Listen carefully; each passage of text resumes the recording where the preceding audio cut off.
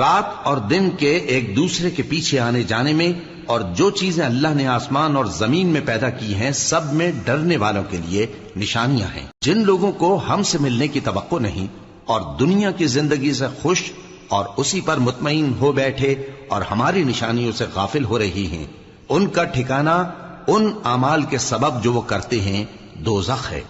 اور جو لوگ ایمان لائے اور نیک کام کرتے رہے ان کو ان کا پروردگار ان کے ایمان کی وجہ سے جنتوں میں پہنچا دے گا، ان کے نیچے نعمت کے باغوں میں نہریں بہ رہی ہوں گی۔ جب وہ ان میں ان کی نعمتوں کو دیکھیں گے تو بے ساختہ کہیں گے سبحان اللہ،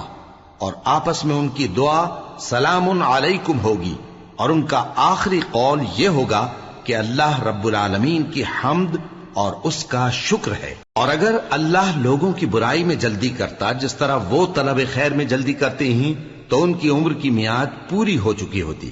سو جن لوگوں کو ہم سے ملنے کی توقع نہیں انہیں ہم چھوڑے رکھتے ہیں کہ اپنی سرکشی میں بہکتے رہیں، اور جب انسان کو تکلیف پہنچتی ہے تو لیٹا اور بیٹھا اور کھڑا